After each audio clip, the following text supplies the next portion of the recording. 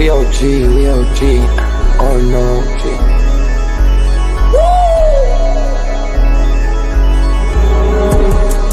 You're not bullish enough. Yeah. Oh no, you're not bullish enough. You ain't got D or no. I get stoned by the bolo. Bitcoin set to overload. Yeah. Experts on reload. Yeah, yeah. You're not bullish enough. Yeah. Oh no, you're not bullish enough. You ain't got D or no. I get stoned by the bolo. Bitcoin set to overload. Experts on reload. Mempool getting hot. Everybody wanna rock. Ayy. Runes is coming, everybody on a knot, ayy. It's a nuisance, Ordinal Revolution, ayy. Ordinal Revolution. Yo, it's my guy for real, bro. Got friends right now. Yo, BRC20s, bro. Yo, that shit on fire, bro. Imagine if he in here. Yeah, like it in the seal. Murder. I got balls of steel. Nookie on the field. Yeah, this shit for real. With no calls, I get so far. Got 100 phone calls that I go hard, and they gon' love me. Smoke weed, huddle back. I get shiesty. Where my Bitcoin looking lovely. All this Satoshi's nothing above me.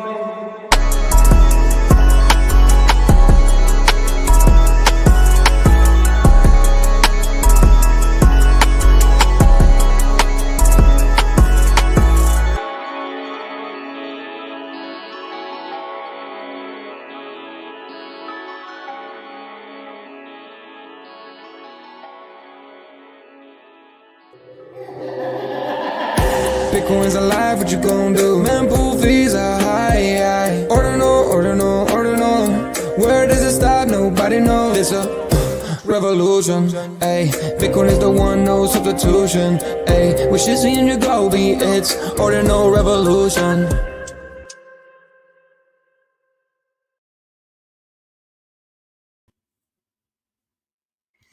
Welcome back to Ordinal Revolution. My name is Shizzy. On this channel, we cover the entire Bitcoin Ordinal ecosystem. What is up, guys? We have an amazing show for you guys today. We're live for the Ordinal Hour, and this one is going to be absolutely insane because this last weekend was everything. It was absolutely insane. Like, the Ordinal ecosystem is really going through a civil war right now.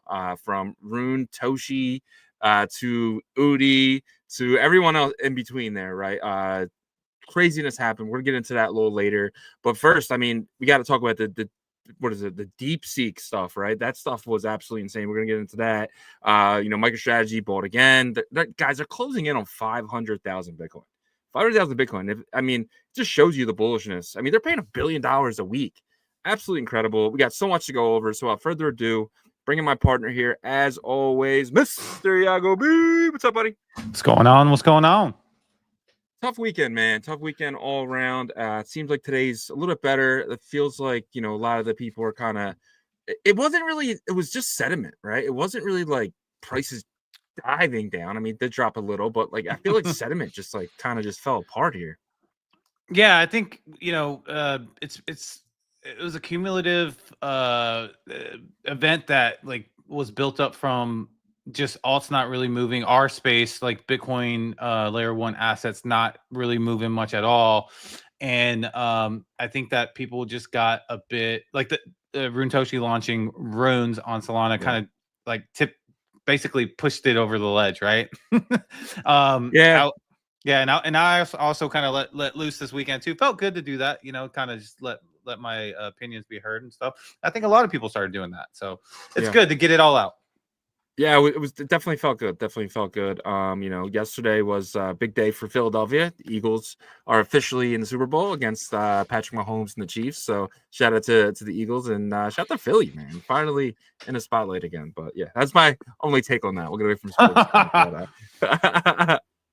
Well, as a Cowboys fan, how does that make you feel? Makes me feel amazing. Yeah, right. Now, they've been a good team all season, so I'm not surprised there. What is so amazing is how the Chiefs always end up like inching out on, and getting to the Super Bowl. But I think it's going to be a good matchup. We'll see what happens. Yeah, 100%. Let's kind of get into the big news of the weekend. DeepSeek eruption. NVIDIA NVDA shares fell 13% erasing $500 billion in market value. Just coming, I mean, the market opened Sunday night at 8 p.m. From Sunday night to 8 p.m. till like 8 a.m. this morning, it was just pure down. It got pulled up a little bit going into 10 o'clock. But man, NVIDIA really kind of leads the markets, and Bitcoin's kind of looked like as a tech stock. So when NVIDIA is going up, Bitcoin usually follows. How do you feel about what happened with DeepSeek, and like what's going on with it? What is it? Yeah, I need to, dive definitely deeper into what exactly happened with the markets. Obviously, it spooked the markets with Nvidia and just the tech stocks and stuff like that, saying, look, why do we need all this hardware when you don't even need it to accomplish what DeepSeek is accomplishing? And so, but I think it was a bit over exaggerated, and a lot of FUD was put out there. So I expect the markets to actually bounce back this week. But it did. It crushed the crypto markets, because AI has been such a big narrative the past month.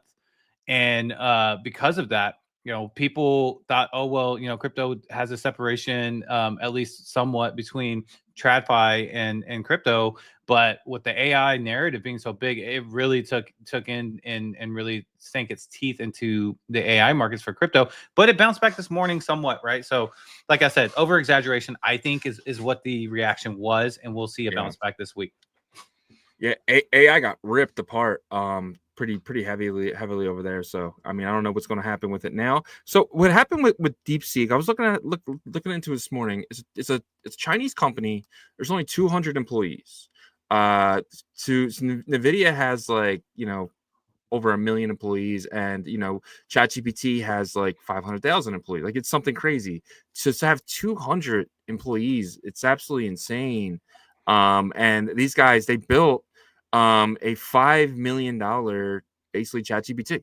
When other people are taking that same amount, it's costing ChatGPT like billions of dollars. I mean, the US just did a $500 billion investment into AI. When these guys, hey, like, it's crazy how the news came out like a few days after Trump did that, and it's like, yeah, we did ChatGPT better for 5 million. But I don't think it's better. Like, I was using it this morning, and it's good. But the images still are kind of getting misspelled and stuff like that. So it's not like way better. But I mean, for the price, I mean, it's free, right? I'm paying $20 a month for ChatGPT, and I'm just paying $0 for this.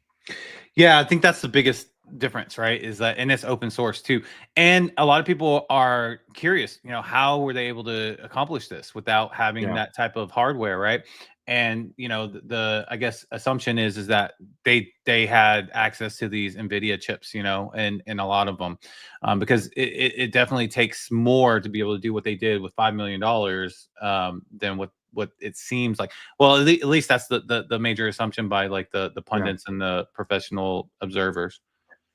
100%. And Danny from Hey Anon, he came out and he was like, I don't know why this is bearish. I mean, he was like, we now have more tech, open source tech to use. Like, why would this be bearish for someone like us? He's like, you guys are selling down the coin for no reason. And I think he might be right. I mean, think about open source, a better version of ChatGPT they don't have to pay for now. And if it is better, it's just making a technology on the back end for these wallets to interact with these AI a little better, right? Because AI is smarter. So I don't know. To me, it seems kind of bullish for crypto AI. It is long term, and I think that it was TradFi that really had this negative energy that trickled into our market, and it was just because, look, there's a lot of people invested in OpenAI. The United States just talking about how much money is going into it and stuff like that. So it's like, is that all that money going to waste? Because now, like, this other company is basically going to create this product that's open to everybody. So that's what is scary. I understand that kind of knee-jerk reaction, but I think that like now OpenAI needs to really come out and kind of figure out what their next step is from a PR perspective, right? But from our markets, like the crypto market and stuff like that, this is actually really, really good, because all these agents now can really utilize as much resources as possible to make their service or product as best as possible for you, the end user. 100%. Amen. Bitcoin dropped to 98,000 yesterday. I had no idea.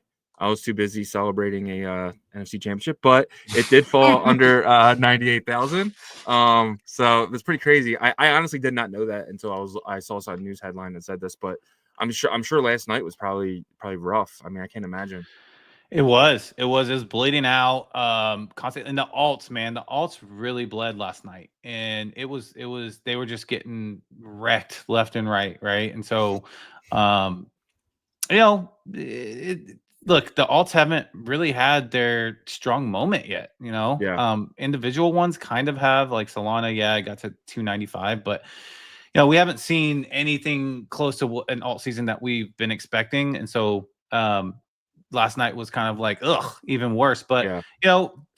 I see a couple of comments in the chat saying, China gave us some nice discounts. I do agree with that. I think some people probably came in and swept in and said, hey, I'm going to add these solid majors to my portfolio, starting with the majors and mids, and then obviously micro is going to take a longer time down. But I agree. I think that is the mentality that people that have experience took last night. 100%. Shout out to myself. By far, last week, the best comments. Yeah. So shout out to you, man. You've been killing it with the comments. We really appreciate your interaction. It really helps us. So keep it coming, please. Last bit of bear stuff before we get into some bullish stuff here. So BitMEX co-founder Arthur Hayes predicts a potential pullback to 75K range in Bitcoin, which may trigger a small financial crisis, and expects Bitcoin to hit 250K by the end of the year. So Arthur Hayes is somebody whose predictions are pretty good, but like he was also somebody calling for back to 45,000, but we went to 100. So it's hard to tell if this is a bullish moment or a bearish moment, because he's been wrong pretty often, especially lately. Yeah. People are just going to go off of what they think that, their intuition or gut feelings telling them. Yeah. And if they have a platform, then you're going to hear about it. Right. So it doesn't mean that they're not, educated in the space or not really good at being able to forecast. But when you have so many personalities that are pretty strong personalities, they're going to put out their feelings and their opinions and their forecasts, and half of them are going to be wrong, maybe more than half. Right. So I just think that's the case with Arthur Hayes. Right. But yeah.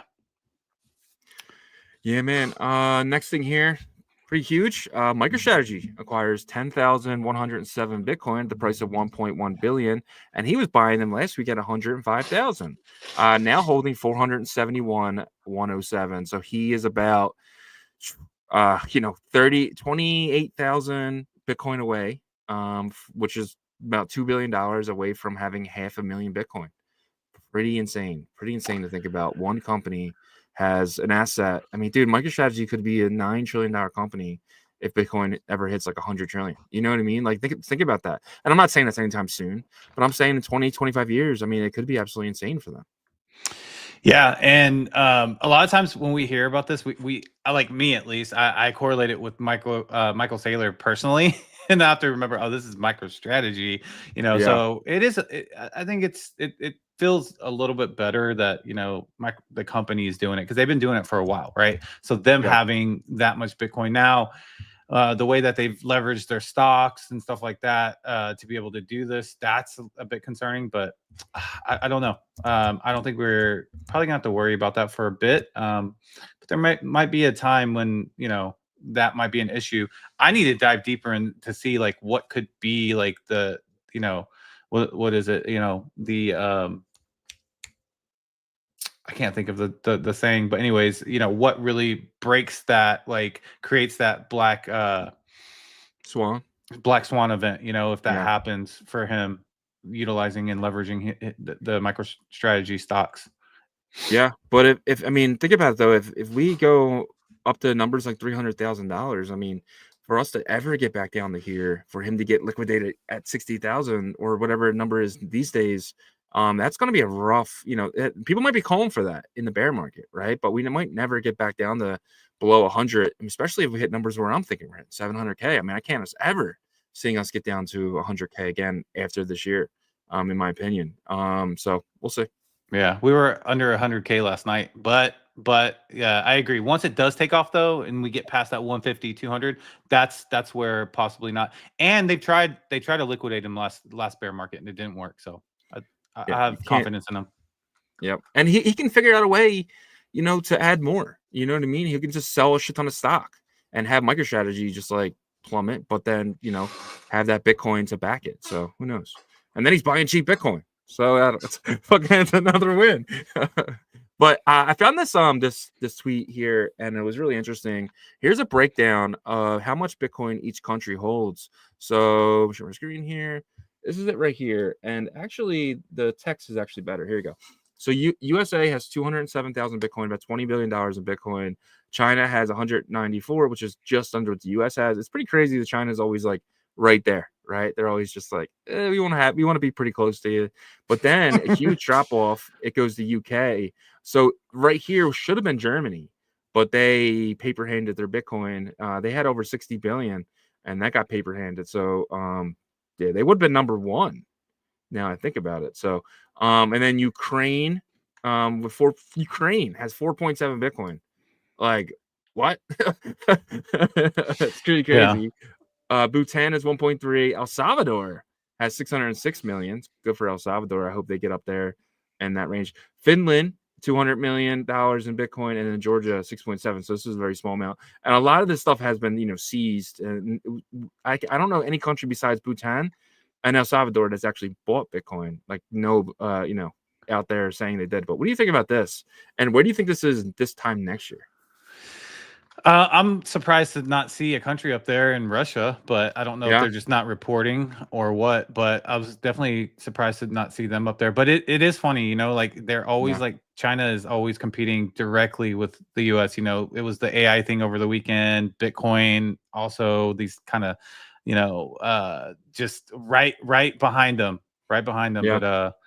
But you're sharing Dex Nova, I think. Yeah. But anyways.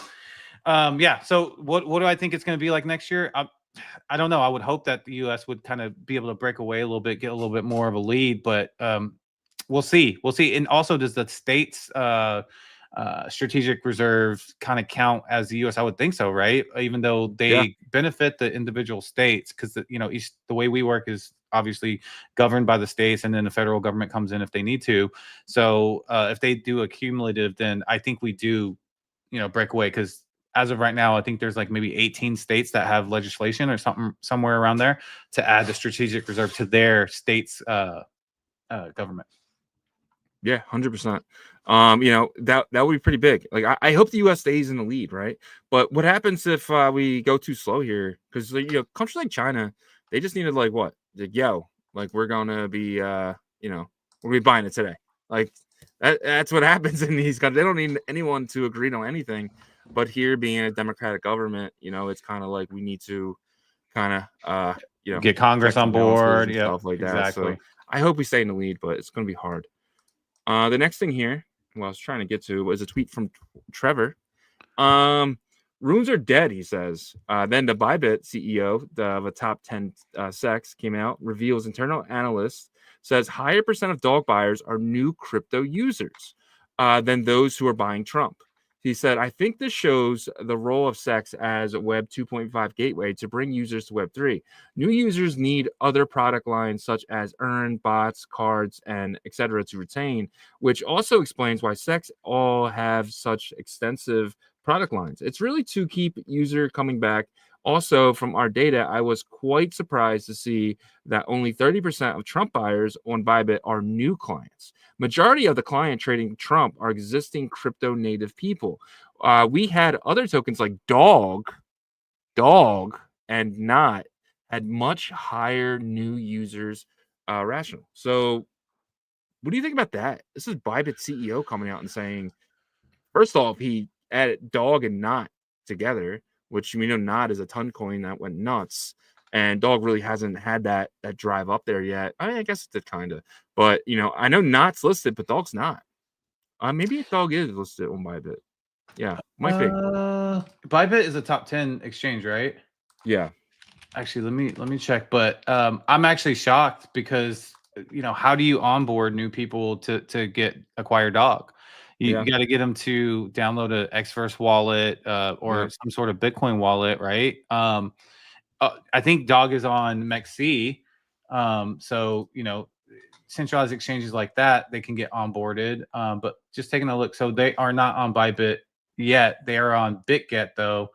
And like they get their most volume from L Bank. So Yeah. L Bank, centralized exchange, Gate, centralized exchange. L Bank did 24 hours, 13 million in dog.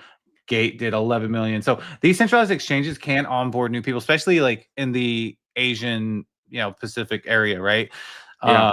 The US side, the only way I see them being onboarded is really through these conventions and events that, like, I will say Bitcoin ecosystem does a good job with, in terms of like these inscribing, Singapore, inscribing, Vegas is coming up, right? Yeah. And so they do a really good pitch in terms of onboarding new people and kind of showing them how to download the wallet. Now, do I think new people would onboard through a big centralized exchange? Absolutely, if you push the Bitcoin meme coin narrative, because they know Bitcoin, and then you say this meme coin lives on Bitcoin, then new people will be like, yeah, sign me up.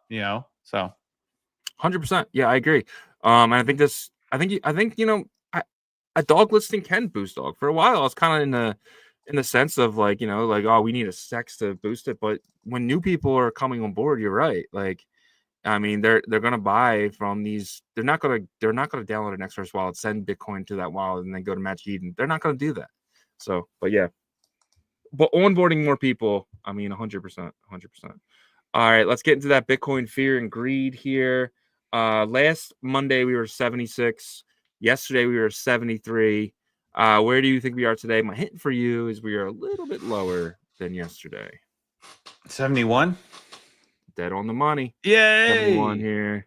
You've been on point, bro. You've been really crushing it lately. So yeah, so shout out to you. But 71 on that. But yeah, man. But let's get into that Bitcoin price action. I'm curious where we are, but this is brought to you by BitPerp. BitPerp is going to be the leading leverage trading platform in the entire Bitcoin ecosystem. They're going to be on Botonic's testnet coming here probably this week or next week. Really looking forward to that. Mainnet should be next, in February. So look out for that as well. But guys, using the testnet, using the Botonic's testnet will get you ready for not only the BitPerp mainnet, but could actually teach you how to trade leverage. So the good time to learn, especially in not using your own money. We're in a very bullish 1 second, bearish the next second type of area, which is probably a good way for you to start paper trading. But it's going to be incentivized, guys. I promise you that they're going to incentivize us. They told us in a meeting they want to enrich their community, enrich their users. So guys, if you guys are airdrop chasers, you guys are farmers, there's no reason not to use BitPerp. And, it's not financial advice because the only thing you're spending here is your time. Get on the Botonic's testnet. Go to bitperp.io. I don't know if it's ready yet, but it should be ready soon. Yep, exactly. And before we get into the Bitcoin price action, guys, on the YouTube side, smash that like for us, subscribe to the channel, and turn your notifications on if you're not subscribed there. And then on the X side, please share this space for us, guys. It helps a ton to educate and onboard as many people to the Bitcoin ecosystem as possible. But let's get into some Bitcoin price action here. I'm going to start with the 1 hour chart as I always do, but you can see right here, Sunday bleeding out Sunday. Like I told you on Friday, Sundays are the days. If there's going to be a major move happening, it's usually Sunday evening, and that's exactly what happened here. We were at 105 and decided, hey, let's go ahead and touch 97. Oh my God, 97.7. But one thing, 100K is a magnet. I've noticed though, and anytime like we literally get close to like going over the line or besides the very first time we crossed over 100,000, we didn't last long over, but now it seems like even if we go under, we do typically want to pull back up, and that's what happened. We did pull back all the way up to like 102.5. Now it seems like we are pulling back down again, right? So had a bounce back in the early hours over in the US, and then whenever TradFi opened, seems like they wanted to take it back down and felt like that news on Sunday was a bit bearish and kind of wanted to probably set some shorts up there. But what do I see happening for the rest of today? The MACD looks okay. You can see here that the buy pressure is still, decently looking strong with this leading indicator here. The blue leading indicating line, though, it seems like it's starting to curve a little bit. So I would watch the MACD on the 1 hour, see if it starts to weaken, because it could start to weaken here if we don't start bouncing back with some positive price action. The stochastics, showing definitely kind of up and then down. We're at like 88.6. So if we get back to 80, I imagine that we're going to start to see down further and then challenge that $100,000 mark again, which is no fun for anybody. But so that's what I see for the second half of today. Probably, a little bit further down, choppy. But again, like I said, every time it goes under 100K, it seems to want to pull back up. So I don't imagine we last very long under 100K if we go back under there. But if we do, probably, range 98.9, 98.7 to like, back over 100, kind of back and forth. So, the one thing that is consistent about Bitcoin's price action is that it is volatile. I know that's like an oxymoron, but that's what we got right now. On the 4-hour chart, let me switch this here. All right, there we go. 4-hour chart actually looks like it's kind of exhausted with the sell pressure a little bit. You can see here on the MACD that it's starting to weaken here. The blue line looks like it wants to turn. We need some positive price action on the 1-hour time frame, though, to make this happen. If it happens, let's say we get back to that 102 here in the next hour and a half or so, this could really look like it's starting to want to go back up here. And we are in oversold for the stochastics, but the leading blue indicating line also looks like it wants to go up. So that 1-hour chart is going to be very important today to kind of let us know maybe what's going to happen in the next 2-3 days. Because if we get some positive price action on the 1-hour chart, that could lead into a decent Tuesday and Wednesday.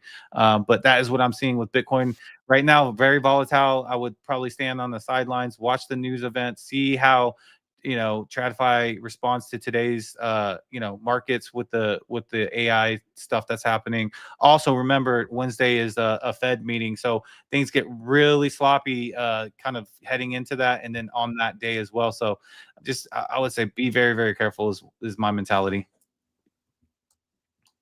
Yep. So yeah, man.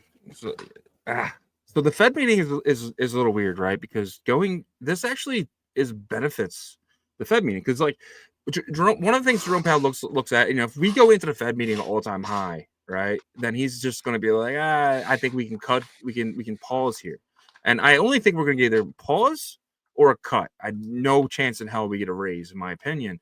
But if we go into it with Nvidia dropping maybe another 5% from here, Bitcoin still here at like 102, I feel like he could let us ease a little bit further and cut another 0.25, which that is not whatsoever is priced in right now. So that would have to get priced in. And then potentially he comes out and he says, we could do another one in February, March, because I don't know if there's another one in February, but I know there is one in March. So he can come out and say, hey, we're going to do another one in March. And if he does that, and it's going to make Trump very happy, because, we're going to continue this cutting cycle. And Trump came out and said that he wants rates to go lower. So all he has to do is say, yeah, we're thinking about it, right? He don't got to do it. But I do think we need another 25-point cut here. The data from last week, the PCI, the PPI and the CPI came out. They were very, very good numbers, right? So I'm kind of expecting now to see another cut. What about you? Yeah, I don't know what to expect, right? I think the biggest thing is like, how is Jay Powell going to sound, right? Is he going to sound hawkish or dovish? Because it seems like the people that are reporting on these meetings really buy into that. Like his tone, is it hawkish, dovish? What is he? Obviously, if there's a cut, that's going to be positive. But one other thing I think to think about is that, like, let's say that like the stock market starts to crash or whatever, right? Like this AI thing is bigger than we think it is, maybe, let's say for the rest of this week. Trump's not going to like that, like in terms of like the perception of him coming into office right away. So he's going to try to like figure out, what can we do to get these markets to look better. I truly believe that. And so, that is, I guess, one positive thing to look at is that, or to keep in your back pocket, is that like he's not going to stand for, I think, like a consistent down market, especially when he just comes into office. 100%. I agree. Let's jump into the roll call here. And on the show, first is first, guys, and I'm tracking it. Congratulations to Webdro, 2 days in a row here. Webdro has officially tied the man, the myth, the legend, Yasher. So shout out to Webdro, shout out to Yasher, now tied here. Yasher hasn't won since the 9th. But I'm sorry, Yasher hasn't won since the 9th, but Webdro has just been killing it. He had one on Friday, one today. He had one on the 15th, and then he had one on the 10th. So shout out to Webdro, man. Congratulations to you, my friend. You are absolutely killing it, bro. And when I was making this, I was like, it's probably either going to be Yasher or Webdro to win this thing. But we will see. But guys, we're going to give it out a big prize at the end of the year. Keep tuning in. Keep trying to get that first spot. It is worth it. It'll be worth it. I promise you. But it's all year. So, I mean, there's, 20, I guess we go live 20, 25 days a year, 25 days a month. So you guys have plenty of time to catch up. So it should be fun. It should be exciting. Looking forward to it. But shout out to Webdro. Today is your day. Congratulations to you, my friend. Level Up Tech. A shout out to you, my friend. You are in that second spot. Will Quantum Cat survive the FUD? Bring the drama. I'm starting to hate Udi. I'm starting to hate Udi. I'm kind of hoping this fails. Yeah, I mean, I don't know what he was thinking. Really, just kind of reposting Runtoshi's post and all that stuff. I know that like he's been flooding runes for the past couple months. I don't know it's because he wants liquidity to come back into Ordinals and really pump up Quantum Cats. But look around, kind of fill the room out and realize that like NFTs are not hot right now. Like you got to be patient with Ordinals. I mean, you can't like do a forced narrative of pump price. And so, but I think he lost a lot of trust, unfortunately, with a lot of the Ordinal space.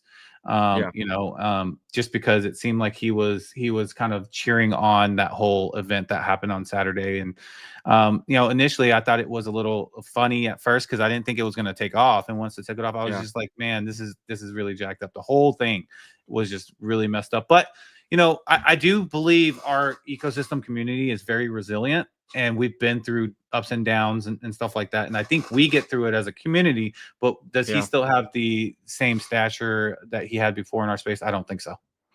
Yeah, that's true. Yeah, for sure. I don't know. I don't know, man. But Quantum Cats. I mean, they're still what 0.25? Yeah, I'm just looking at it right now. They're doing really well in that sense, but yeah. But yeah. And then remember, though, they had a business model and a pretty big raise. And so they were able to kind of prop that floor up. But I don't know. That also kind of got people involved and kind of helped as a community to prop it up. But I just don't know if that's going to be the case anymore. He obviously is going to have his diehard people. But, the whole BIP 420 thing and Obcat, like, I don't think people really believe in that anymore. Yeah, I agree. It's hard. It's hard because like you have guys like Bob Bodley now and Arch that are building these things you don't need OpCat for. And I think a lot of people's given up on the fact that we might not get OpCat, right? So it's like you can't just keeping that train going when it's I don't know. But anyway.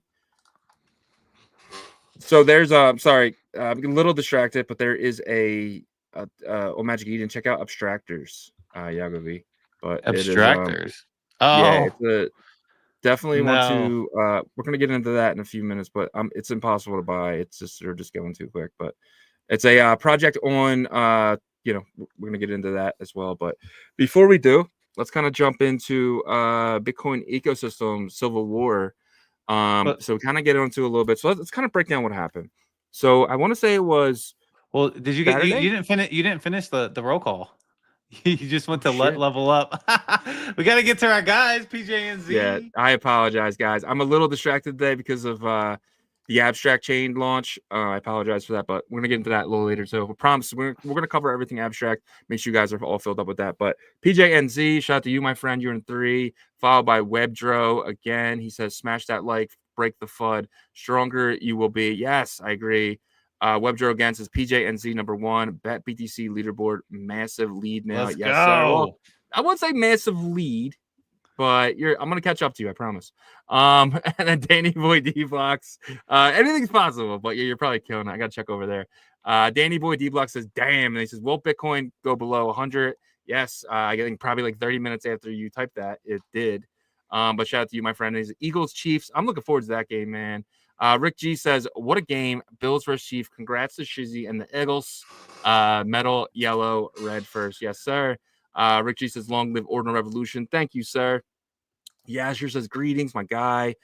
Tim Baker with oh boy, Yeah, it got old boy level last night. Nighthawk says GM. I Walk Alone says GM. I Walk Alone says it's a great day to smash that like button. It is a great day to smash that like button. Shout out to I Walk Alone. Mr. Hanky, the Christmas poo. He loves me and I love you. Shout out to Mr. Hanky. Matt's is here. Says roll call, guys. GM, yes, sir. Chief Axel is here. Ordinals Tweets is here. Love and Shizzy. Let's go. Sammy Turnpike right down the street. Shout out to Sammy. Sammy, are you an Eagles fan? Because you're in Jersey. South Jersey is a bunch of Eagles fans, for sure. I'm curious. Unless he's but a if you go converted North Cowboys Jersey, fan, because he well, lives. That's possible too. But the further north you go in Jersey, the more you get to the Giants and Jets. But yeah, Barack is here. Shout out to Barack. Thank you. Your first time making roll call. Thank you so much for being here. Good to be here. Yeah, we definitely love having you, man. Thank you so much.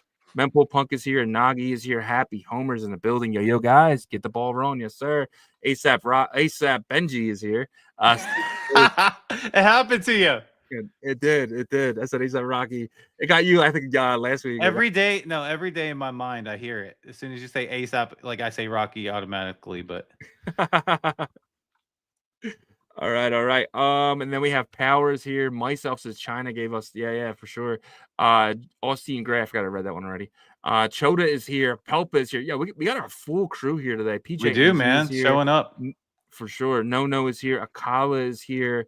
Then we have Webdro again, No again, and then Rick G to finish things off here. But shout out to every single one of you guys who make roll calls every single day. I apologize for almost forgetting about you guys. I appreciate every single one of you guys for sure. And we're going to get into some stuff here. But first, just going to hit on this real quick, and then we're getting the abstract stuff because I want to spend some time over there. Bitcoin ecosystem civil war. What's next for Runes and BRC20? So Rune Toshi pumped and dumped the meme coin Solana. So I think it was Saturday, right? It came out Saturday night. Came out and he was like, hey guys, I launched Runes coin on Solana, and it went immediately from 2 million when I first saw it up to 24 million. I did not get in. I don't even have any soul, honestly, to get over there with, but it rampaged up, right? It's just absolutely insane. And then all of a sudden, towards the end, it would hit 20 million, and then Runtoshi gets suspended, right? So people are saying, and then market cap goes down. And then as soon as he got suspended, the market cap dropped. But the suspension was planned, kind of, because he was caught in, let me find it right here, back in February of 2024. He was in a Discord, and he was basically rooting on people that did this, right? He said because they just got their accounts suspended, and that was a great way to just disappear. Let me bring up this. Here we go. It was actually a part of his plan, people are saying, especially this guy, Space Guard. He said the setup, launch, pump, and exit. And he does have the image here. Here it is. So he said this is from 2/29/2024. It wasn't RSIC. It was a derivative that made 2 million. They asked him, so I'm already likely to be up, hold this, whatever. And then here it is. He said, bro, they made 2 million and got themselves banned on purpose. Genius Runes. He's like, I didn't even hear a peep from the community. Basically saying, bro, it's so easy to ban yourself and then rug and just pretend Twitter banned you. So, and this is from February of 2024. So he kind of used his game plan that he thought was genius, right? It was always in the back of his mind to do something like this. So what do you think? Pretty obvious now that he got himself banned, right? I mean, it doesn't look good for him, right? Obviously, that's circumstantial, I would say, evidence, right? Like, it's not directly tying him to it. Now, the idea that he had this, like, it doesn't look good, like I said, but at the end of the day, I think he probably did something good for the space, in my opinion, even though it looked really bad. No, I'm not saying what he did with launching it and stuff like that. I'm talking about everybody getting their frustrations out. I think that was good to kind of release that part and get your frustrations out, because people started getting their frustrations about other things too, not just directly related to what he did. And sometimes that needs to happen with the space to kind of just regroup and get builders to get motivated again. And when builders see a bunch of people that are upset because of the way like an asset class is going in the ecosystem, they can look at that one or two things. One, Yeah. okay, this is an opportunity for us to take advantage of this and really, like, you know, fill this pain point. Or two, you know, this community, I don't want to be around it. And I think number one is you know, the ones that become successful because they look for pain points, and you know, that's what motivates them. So that's what I'm hoping happens. You know, like, imagine like Arch builders probably seeing that and saying, oh wow, we have like a big pain point to fill here. And we've been mentioning that on Arch Thursdays, every Thursday, kind of like, hey, people are kind of waiting on you guys and stuff like that. But at the end of the day, they know that there's a demand, you know, and so also kind of just lets people kind of release their frustrations and then kind of regroup on Monday, like today, and we'll see what the timeline looks like today. He's done in our space, right? Especially from that account. Yeah, 100%. Yeah. So, yeah. But Runetoshi, he was the head of RunesCoin, right? He was like one of the top devs on that, or am I mistaken? I'm not sure. Was he one of the people pushing it? I just never had a good feeling about any of his posts and all that stuff. So I kind of just was like, he doesn't really deserve my attention.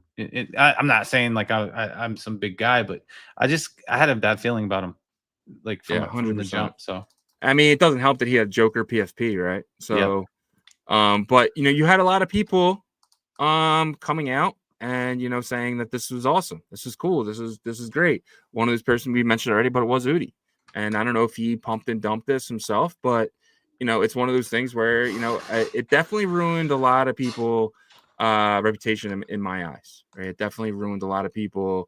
You know, I look at a lot of people differently now, right? So it's definitely hard. It's going to be harder to go on. It's definitely a setback for Runes and Ordinals here, but it does create amazing buyer opportunities for those who are bullish. So that's kind of where I'm at with that. Yeah, I agree. And you know, you have to imagine the people that like have been pushing their community token or whatever since day one, they haven't stopped. Like you know, Leo with Dog, obviously that's the first one. And there are a lot of mentions on X about Dog.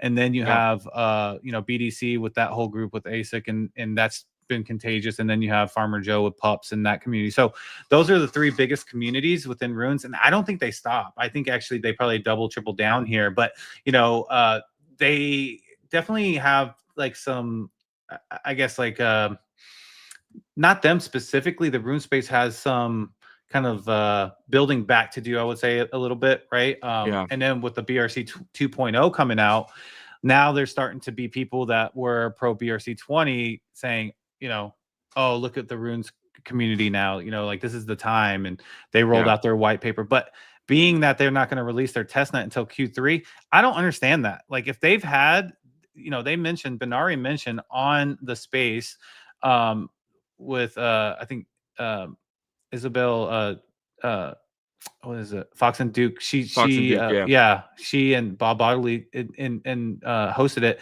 Benari said that they've had this ready for 6 months. So if you've had it ready for 6 months, why is testnet gonna come out in Q3? Right? Yeah, I'm 100%. Pro innovation. So like, you know, I have more bags in Runes than I do BRC20s. I have a couple older ones, but like, I want innovation to happen. So if they can roll it out now, do it now.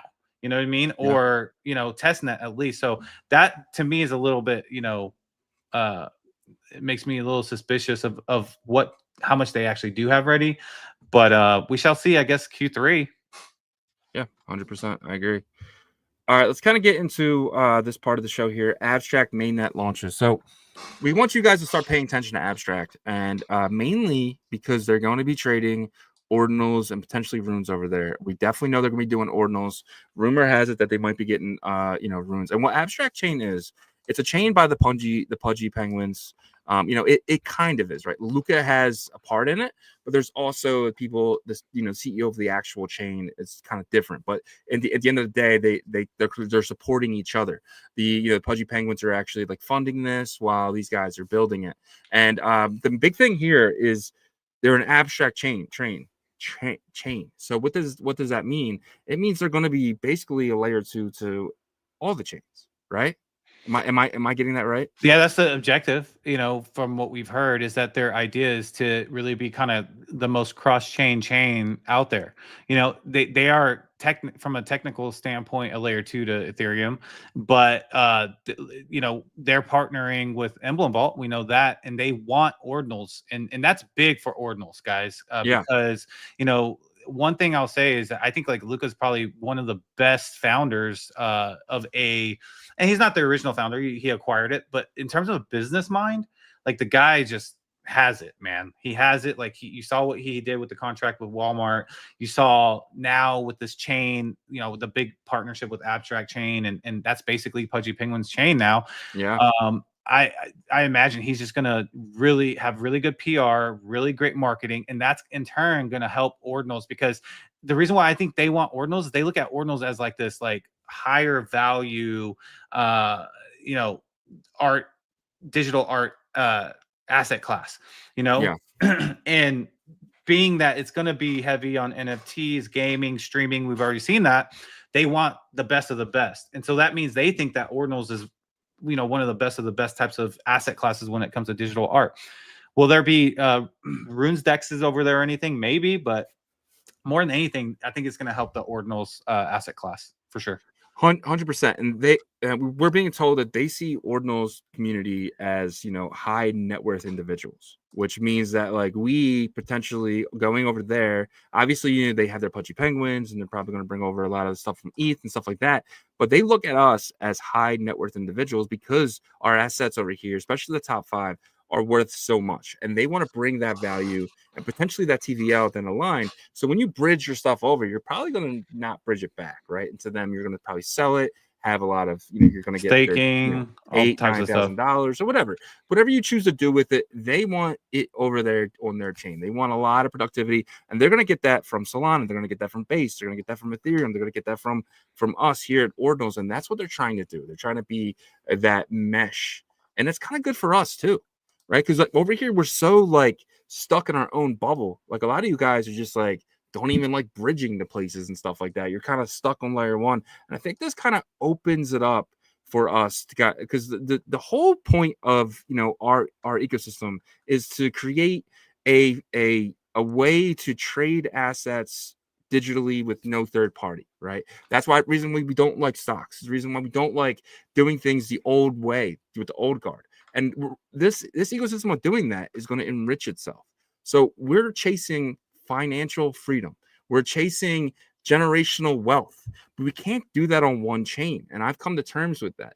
We're going to be doing that on an abstract of chains. And if the abstract layer can be that for us, then we're going to be in a really good place. And I think that we should kind of go over this.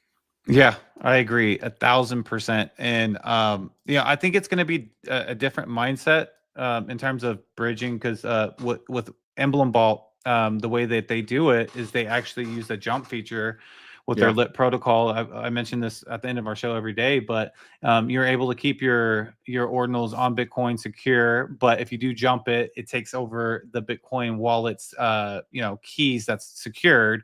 And if you do trade it over on Abstract, or they are also going to be on Merlin as well, then the person that you sell your ordinal to will have access to the key. So if they want to unvault it back on Bitcoin, they can do that.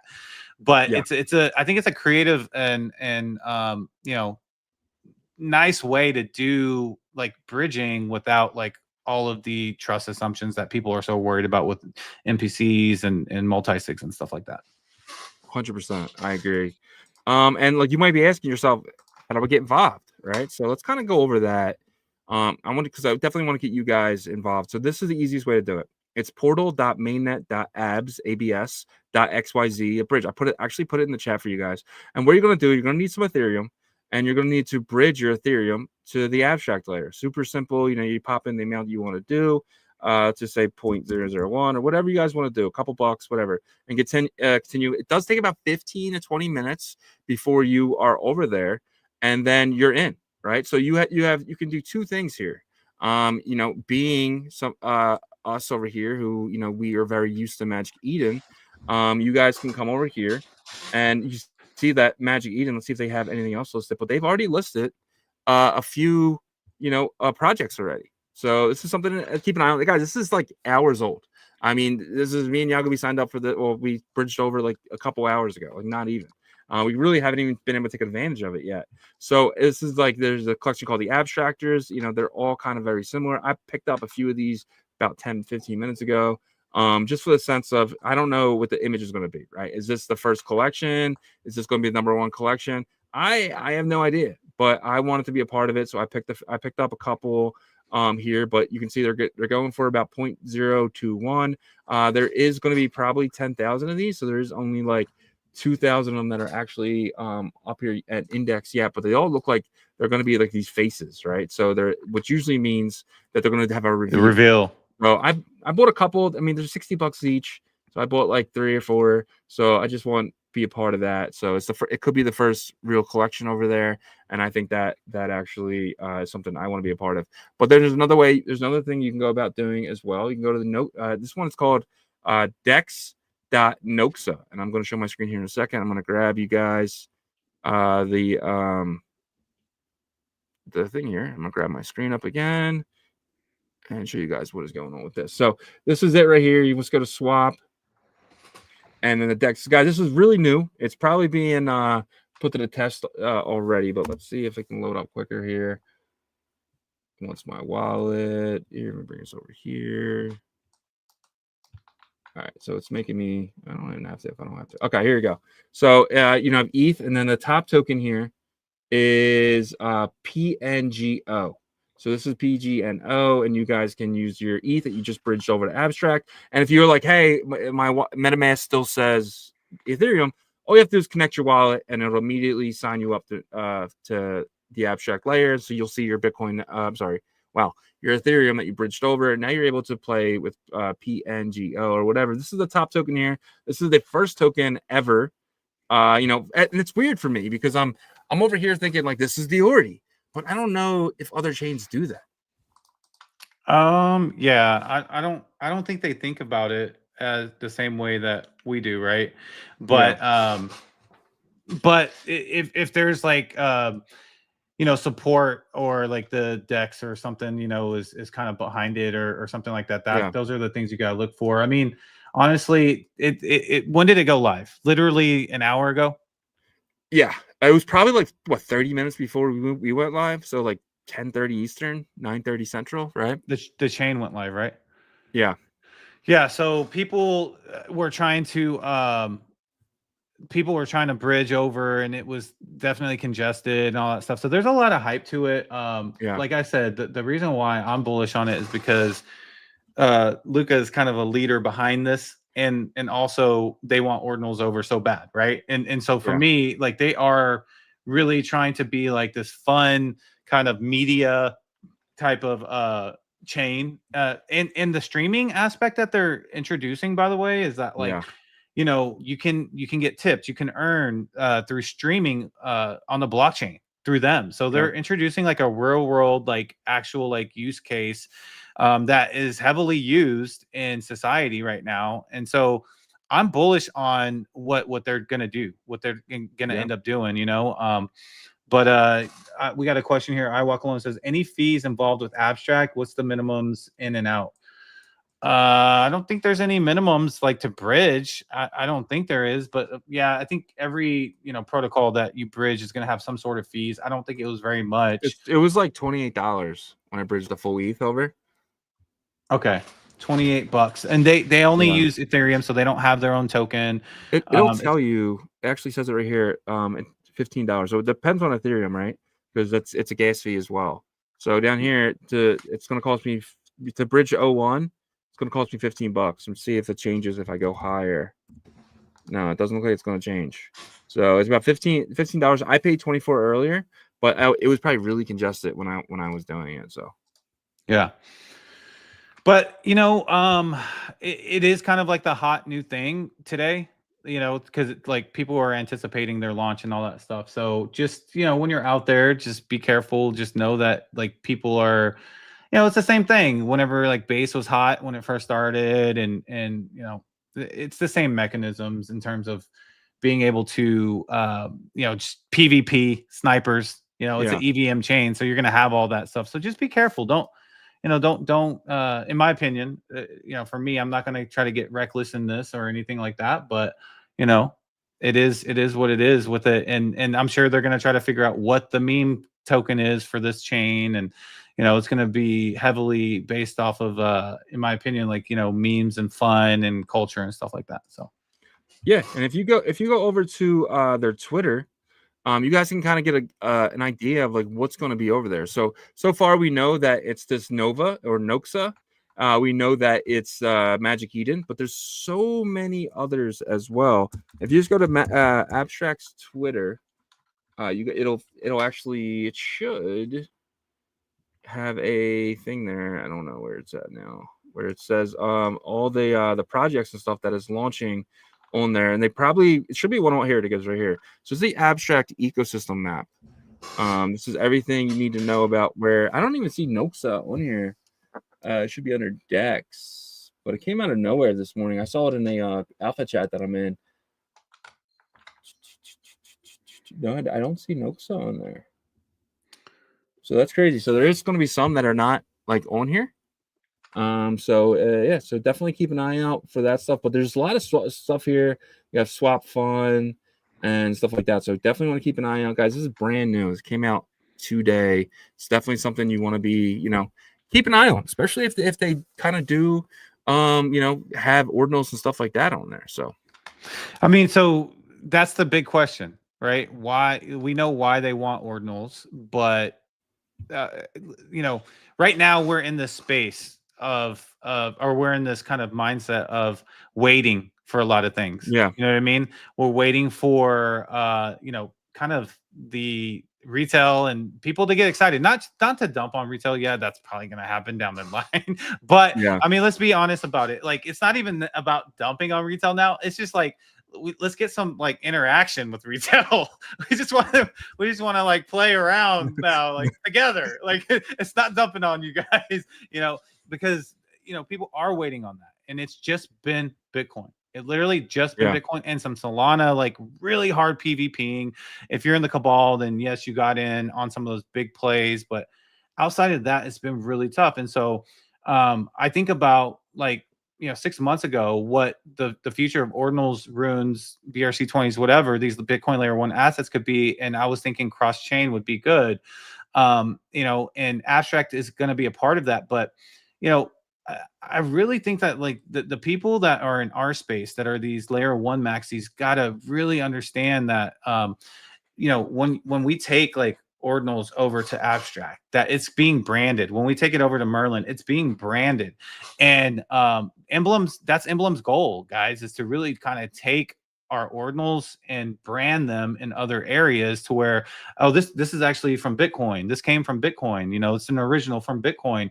And that's going to grow like the, I guess, like relevance of our space. And I don't know, what do you think? Do you see like 2 years down the road that like Ordinals are on almost every chain? I honestly think people start using Bitcoin as the cloud. So right now, if you create an Ethereum NFT, right, you're using Amazon Web Service or another type of web service, right, to store that. And Elon Musk was on Joe Rogan, and he said, it's not even on chain. It's in a warehouse somewhere, right? And that's so true. So what if everything is just created here and then bridged off? All future NFTs are ordinals. Like, that's something that could possibly happen, right? Because you're using Bitcoin as that cloud, and all you really need to do, you can either use Emblem Vault, but you can just kind of call that inscription. It's the same thing as calling, the web address that you have for it, right? So, is there any difference? What's that called? That IPFS. IPFS, right? There's no difference with calling out probably an inscription. I'm not sure if you could do it the same way. I think you can, because it's like it's hosted on Bitcoin, right? But I 100,000% agree with that, because it looks like Opcat's not coming, right? And so you want these Bitcoin Layer 1 assets to be off of Bitcoin, in some areas. And if you want to keep yours on Bitcoin, that's fine. But don't, the trust assumption part is, I get it, but like, there's going to be a time where like, the regulation is so strong. So if there are like bridged protocols or bridging protocols, or helping these assets get more exposure in different chains and environments, and they end up stealing your stuff, there's going to be repercussions to it. You know what I mean? So I think we got to relax with that, man. We got to realize that like it's like a business. Like if we just keep all of our stuff on Bitcoin layer 1 that nobody wants to come to, when they come over there, they're just like, we don't want to trade this way. It's horrible. You know what I mean? Then it's going to be like this corner of the space that, yes, you know, sometimes it'll go up and be valuable and stuff like that, but then sometimes it'll be like people are just doing all types of other stuff. But if it's branched out and it was birthed on Bitcoin and it can go back if you want it to, that's the idea I think that we need to have. But that's just my personal take on it, and that's coming from a business perspective, because I guarantee you a lot of people in our space don't even know what ordinals are. 100%. I want ordinals on every chain, right? Every single chain. What that's going to do is going to break up, you know, the floor prices, right? I mean, there's going to be some arbitrage, but if you have like 2,000 on this chain, 2,000 on this chain, what that's going to do, that's going to really jack up the floor price. So that's really interesting too. But I was looking at this morning. Dude, the puppets are getting cheap, bro. $6,000. I mean, this is almost down 50% since just like a month ago, 2 months ago. You have the No Monkey sitting at a little under $7,000. Ordinal MaxiViz, even with the white eyes coming out, and rumor has it that you might be able to get access to one of the white eyes holding one of the older ones. Dude, these prices are looking really good right now. Yeah, I like how you switched it to USD, because it's like, you know, it's easier. Like, if you look, if you switch it to Bitcoin, it actually looks cheaper, just because, like, you know, does it? Yeah, because it's like 0.063 for puppets, and Node Monks 0.069. It's like prices that we gotta remember. The all-time high for Node Monks was 0.85. 0.8, almost of like 0.15 away from a full Bitcoin, from a full coin. That's wild. So 100%.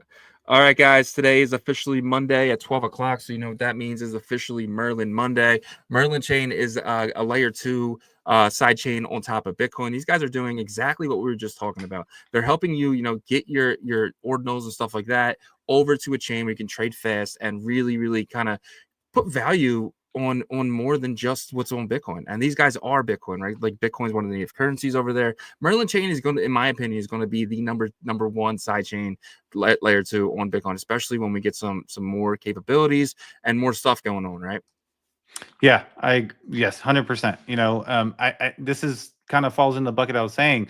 You know, Jeff and his team has been innovating for our Bitcoin layer 1 assets, and you know, we got to be, you know, like appreciative for that, because it's innovation. And I do think that as the bull market goes on, right, that people will be more open-minded to it, and you know, whether it's abstract, whether it's Merlin, wherever, because at the end of the day, like, our assets need to be elsewhere, you know, to get that branding recognition. You want to bring it back, sure, bring it back, or whatever. You want to leave it there for you specifically, okay. Just be open and not shoot everything down that's innovation, because that's what's kind of kept our little corner, you know, from growing, you know, big.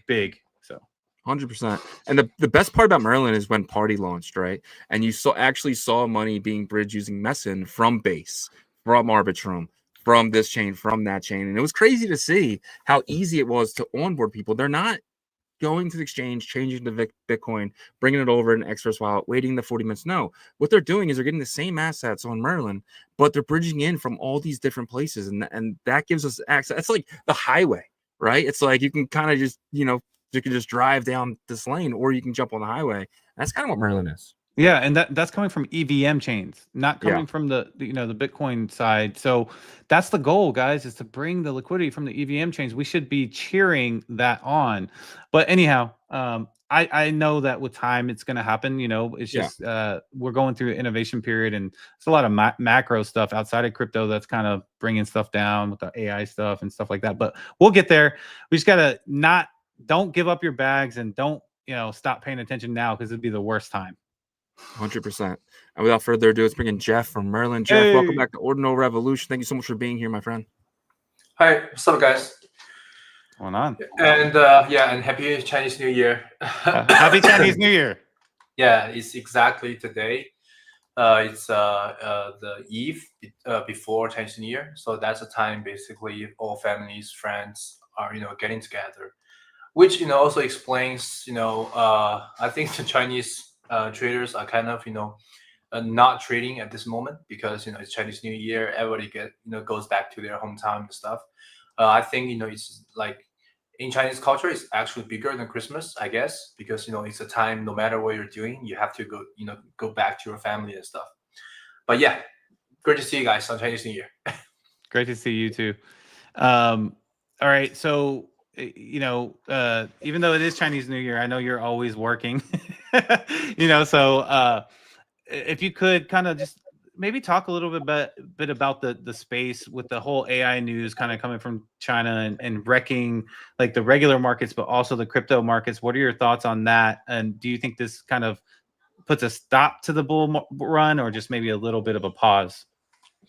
I think in general, it's a good thing that you see different frameworks to deal with AI, because like right now, like we have an incubator for AI projects on Merlin, and we know for sure more than half of them are using DeepSeek, like way back, like since like 2 months ago, because the price is so cheap. So imagine if you guys are building an AI project, no matter it's an agent or a framework or a DApp. We are using OpenAI. It's about 900 times more expensive than DeepSeek, and they basically have same functionality. So of course you will use DeepSeek. That's a no-brainer. And I'm just surprised, this news got out like this week. I thought it was like pretty big before, but I guess some people are like starting to talk about it, like I think since last weekend. But I mean, in general, it's good, right? Because lowering the cost, that allows every builder can build an AI product, which is great. And also, competition is always good. All these giant companies in US spending billions of dollars, even like trillions of dollars in total.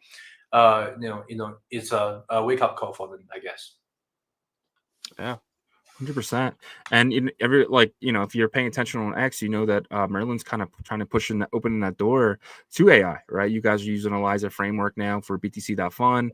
I was wondering if you could speak a little bit on that, because that news hit this morning for you, today for you, and it was pretty big. Yeah. So I think for AI, in my mind, there are like three important things. First is you have to decide what kinds of projects you're building. I think right now at early stage, everybody's trying to build a AI agent, because agent is something you can see, you can read, you can interact every day. I saw some projects they're trying to build on BTC.fun. I saw different AI agents coming up, and integrating like Elisa is just basically one framework we are integrating right now, but we're integrating more.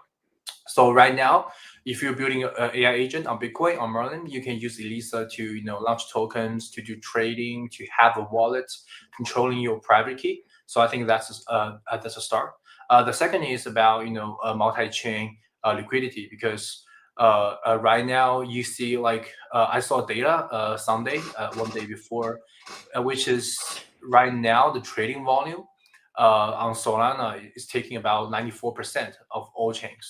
So basically, all the other chains, have like 6%, which I saw. I think Ethereum had like 3%, Base had like 2.5%, and everyone else has like 0.5%. Including BNB chain, Tron, like all these big like multi-billion, hundreds of billions of worth of chains. But Solana is taking like 93%, 94%. So that's why. Oh yeah, I think that part I should like leave to next. So we should like be using multi-chain liquidity to do like no matter what project you're building, because if you're building a Bitcoin agent, you have to deploy that on Bitcoin layer 1 or layer 2, but you need to use like different liquidity for other chains. That's something like I saw you guys like last topic is about abstract mainnet, right? So I think we need this kind of products to. I don't know what that product is, but we need chain abstraction, this kind of solutions to do that. And also, I think the next step will be what kinds of like real utilities behind these AI products. Because right now we see all these agents, we see all these buzzword ideas, but I think AI can do much more than that. So we're looking forward to it. We're actually getting feedbacks, getting all these suggestions from learning community. The biggest suggestion that everybody's proposing is we should get AI on Merlin, and I think of course we're doing that. But like I said, building AI is not like a one-day job. It's not like designing different NFT JPEGs using AI tools and just like launch this. It's about building infras and building apps. But yeah, I think I have like lots of expectation for AI, and also I'm learning. I think there are lots of things the AI can do. Yes, I think it's exciting that you guys are constantly just, no matter if the space is good, bad, or what, you're working to add the newest thing, innovation to the chain. And I agree with you in terms of the abstract kind of perception. If you look at traditional finance, like let's just say the stock market, there's no like different types of like currencies that they have to go through. Like that's why their liquidity is all together, right? Yeah, you might have to use a different platform, but it's all like USD with whatever you deposit with, right? And I think that's a problem with crypto right now. But it seems like the abstract kind of revolution, if you will, is happening now, right? Into where like cross chain it needs to happen, because that's the problem. It's not Solana this or is better from a tech stack perspective, or base is better from a tech stack perspective. No, it's actually because these cabals kind of form on those chains, and then they pump up these coins more on those chains. But if it's across the board and it's account abstraction, I think that's going to help big time. But I wanted to ask, go ahead. Sorry, I think next week we could do like a space that using the product, because we are going to have a campaign with Universal X, like I said, like before, like many times, because we see the data. There are lots of users are spending Bitcoin on Merlin to buy Solana memes. The volume is crazy. Their bridge with us is kind of congested every day.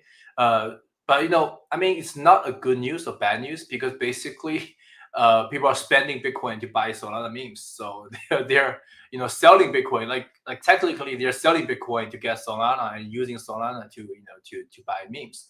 But I think first, this can be like two-way around. If someday there's some Bitcoin assets people can buy, people are using Solana to do so. So we are having a campaign about using Bitcoin to buy Solana memes, and also using Solana to buy Bitcoin memes. We're going to have this campaign probably starting next week, but we can do like the tutorials to show people how to use that, because right now Universal X interface is kind of great. It looks like GMGN. You have all the data you need. You can see all meme coins across all kinds of chains, and you don't even need to look at their chain ID. You see a meme say Vine, you don't care it's on Solana or Ethereum. You check on their data, you check on their holders, their graph, and then you decide to buy or not. So we are going to have this campaign. We can do this short next week, and also like you said, because like if we said this like 3 years ago, that Solana is going to take like 93% of the trading volume, people won't believe it at all. 3 years ago it's like $8, like everything is going down, right? But because they spend time building, like Pump Fund, Jupiter, like all these infras DApps are not born like last year. They were born like way before. They spent like a lot of time building, and also their ecosystem is very united. Everybody's helping each other. They have the like kind of like competition like spirit, but also they cooperate with each other. So I think that's something we should like learn. From Solana ecosystems to Bitcoin ecosystems, people should be united. People should be helping each other to build the liquidity from day one. But yeah, I don't think Base or Solana is built from like scratch to like today in like a month. It's a long journey. Man, I'm really excited to see that. I'm looking forward to next week. We can do a live demo potentially if it's ready, and then kind of you're have you guys tried before? What is it? Tried before? Have you guys tried before? Yeah, using the Universal X, using Bitcoin to buy Solana memes. Yeah, I have Universal X. Yeah, I used it with my phone.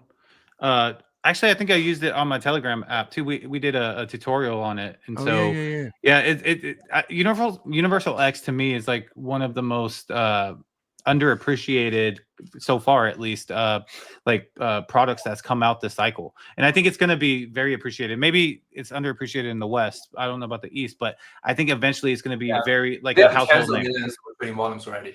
So it starts to grow. Yeah. Gotcha. Yeah, I think it's going to be huge. I wanted to get your opinion before we bring Jay from Timon up. By the way, we have Jay, the founder of Timon, going to be on Merlin Mondays with us here in a second. But I don't know if you looked at your phone over the weekend, but there was a lot of drama in the Bitcoin ecosystem community regarding runes. Somebody named Runetoshi launched a runes token on Solana, complaining about runes on Bitcoin's volume, all this stuff. And there was just a bunch of people kind of venting over the weekend.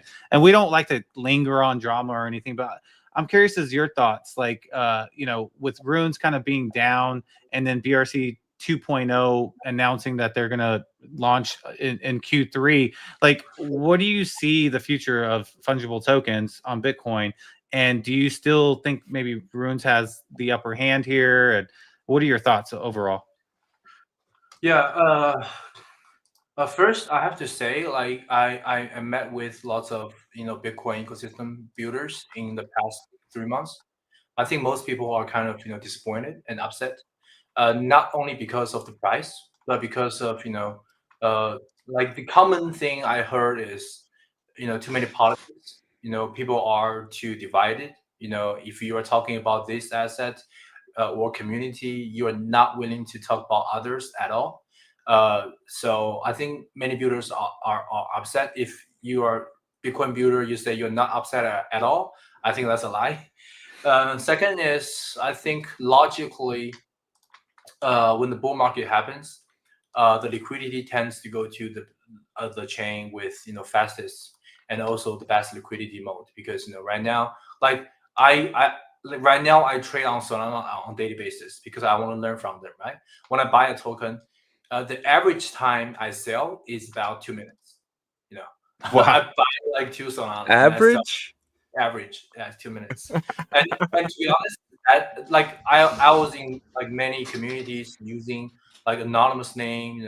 I'm not trying to say the founder of Money Chain is joining their group to trade on Solana, so I'm not using like a different name. But the thing is, 2 months ago, people tend to buy and hold for like about like a week. A month ago, you're like buy and hold for like a day or two. But right now, the competition, the PvP is crazy. To me, if I hold that token for more than 10 minutes, basically I got rocked, because there are millions of tokens every day. So I put like 1 Solana, 2 Solana, and I got like 10% back, and I sell like instantly, like even like seconds. So Wow. yeah, I'm not saying that's good sign or bad sign. I'm just saying that's people tend to do in bull market. You want your assets, your money, can go in and can go out like in seconds. And when the bear market happens, like 2023, people are like not willing to do anything. You heard nothing from Solana or from Ethereum, right? So you have some money. You're trying to learn stuff. That's why we have Ordinals. We have Twitter space every day. People talk about DMT. People talk about different kind of fungible token meta protocol. People are arguing about Runes and BRC20. But like that's the scenario you can imagine when the bear market happens. So I'm not like I'm trying to be honest. So if the bear market happens now, I think it's a good sign for Runes and Ordinals. But if bull market happens, I think most of the attention will still be in Solana. Because like imagine you are a trader, you want your money in and out, like like free and easy. Yeah. So go ahead, Shizzy. Let me say this real quick. So I agree with that right now for the current conditions in our bull market, that like the PvP has gone absolutely nuts. And that's not healthy. That's very like almost kind of but I think like from 2021 and the early parts of 2022, when it was still considered a bull market, I think people did hold longer. And maybe it was because retail was here, and retail was here, and so they're newer, and so they were easier to kind of. This time is way different. Last time, if you buy Luna, if you buy Solana, if you buy Polygon, Matic, if you buy BNB, if you buy Uni, like every infra apps that people have consensus, if you buy them, you will make 100 times more money. Buy and hold. Like if you bought Shibanu, if you bought Dodge, if you buy and sell, you missed the whole profits. But this time, you see, if you buy and hold, see what that gets you. If you buy Merle and hold, if you buy Magic and hold, if you buy Fractal and hold, if you buy Trump and hold, like everything you buy and hold basically punishes you to bankruptcy. Which is sad, because like we are like saying we're diamond hands, right? But this time nobody talks about diamond hands at all on Twitter, right? Nobody says diamond hand, because if you buy and hold, this punishes you to bankrupt. Yeah, it's dynamite hands, like just explodes right away. But I do think that if retail gets here, that it could balance back to that. I mean, that's because what I just explained about 2021 and 2022, early 2022 is the typical bull market, to where like you buy, like if you look at 2017, same thing, so that's why I think a lot of people are just thrown off, because you're absolutely right. It is PvP. And if you get lucky, you can hold for the day or two, and then you got into Trump early and then you made a lot, but you got to get really lucky, right? So do you think that like once retail comes back, let's say it comes back in Q4 this year, that we do go back to that? Or do you think that it's changed forever? Yeah, I hope that, I hope that happens. Because I think market should reward diamond hand, because they dig into it, they think that's a great idea, they believe in the team, they believe the market will be better, and they hold the assets, become a member of the community, build with them, grow with them, and then in the end, people make some profits, which is healthy. I hope that do happen this time. But the sad thing is right now it's not happening, because everything you hold, it punishes you. This makes me like happy and sad at the same time. I'm happy because like I finally understand what the hell is going on now, but I'm sad because like I'm an investor. I'm not a trader. I don't like trading. I like buying things and holding them for 3 to 6 months, even 12 months, and then selling, potentially taking my money back out and letting that ride. That's just kind of the investor that I am. I'm not a trader. So for me, this market's kind of like went on without me here, it feels like, but it makes sense now that, I was wondering like, what is going on? Like, I'm struggling to understand, but I kind of get the concept now. I'm just hoping that it's just the early point in the cycle and we kind of get to a point. I mean, because like the market I think we have 13, 14 months left. Yeah, because the market is always, back and forth balancing, from diamond hand to like, dynamic hand.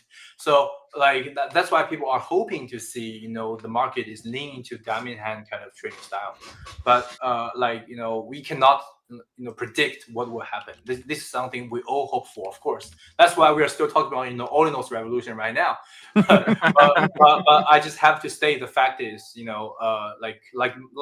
my whole bag is already set, stock, Merle, like BMAP, you see all these assets going down crazy, and people are starting dump, and I think I hope so. Someday it will come back to this kind of like consensus.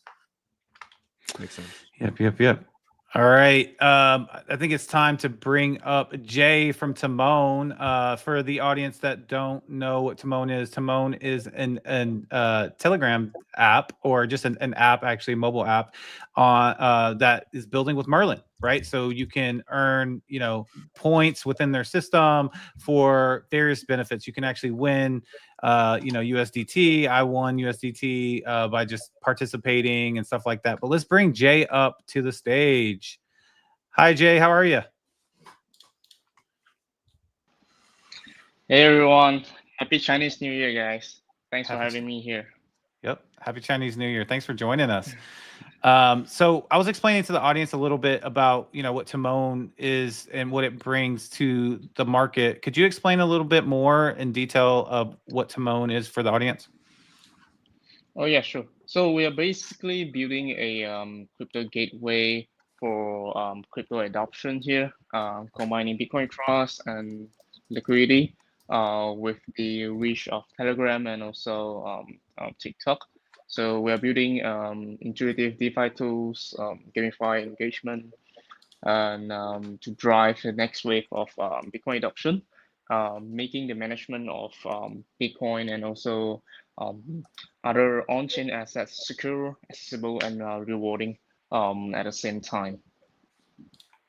Awesome. I remember when we had you on the show the first time, you said that your onboarding has been great.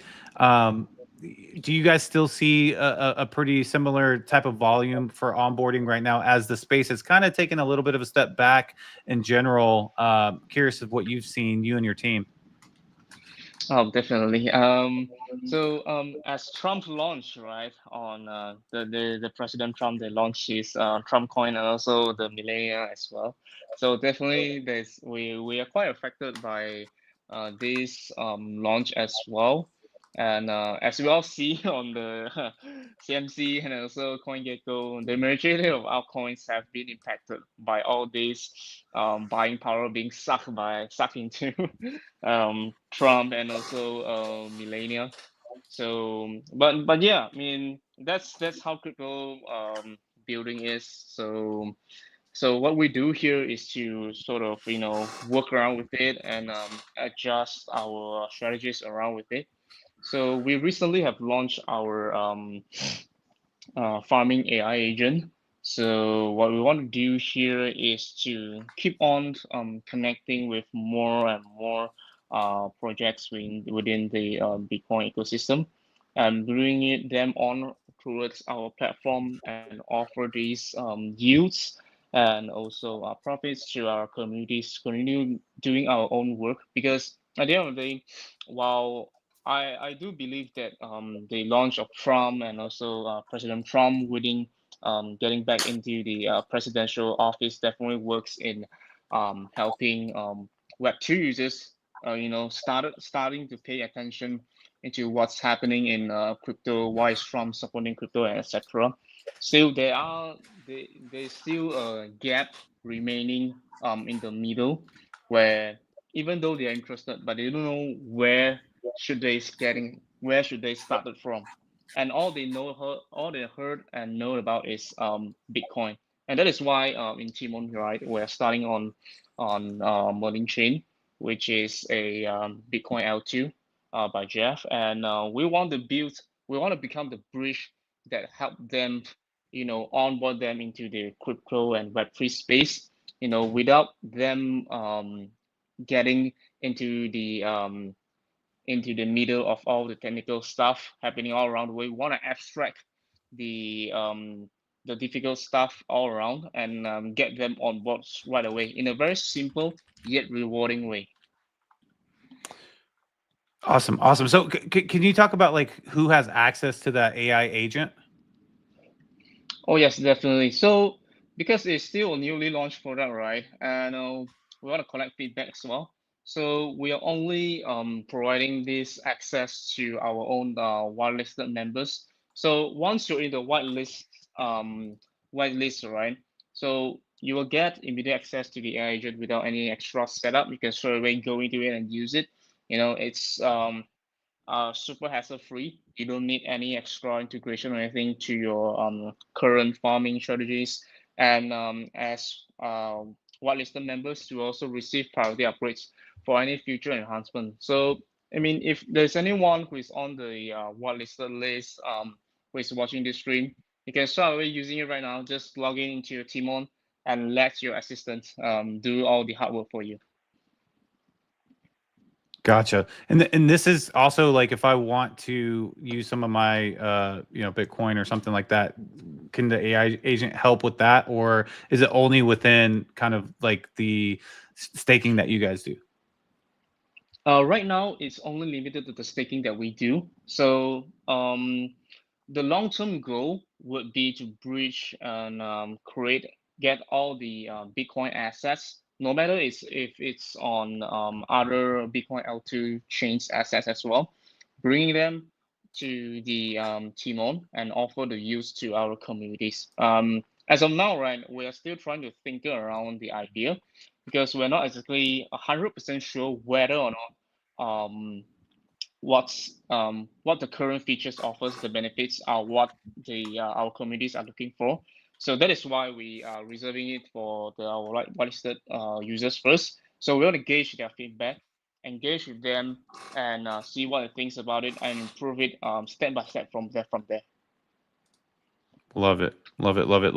Okay, cool. So are there any other new features that you have at Timon other than the AI bot? No, as of Agent? now.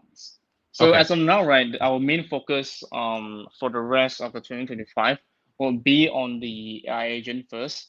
So there are also a couple of other talks with token ecosystems, but I don't want to oversell it as of now.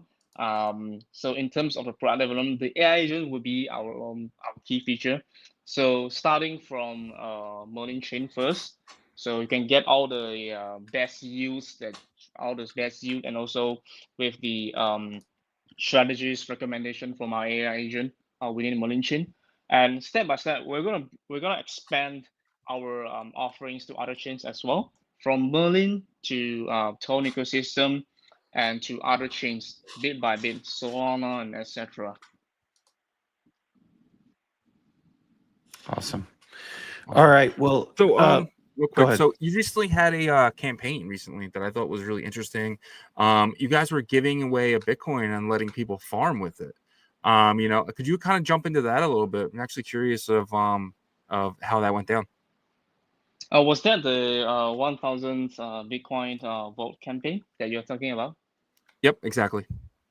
Oh, so basically, right, we want to find a way to get to reward our communities for their support, and also we want to provide everyone with the accessibility to participate in the farming without them putting in any money.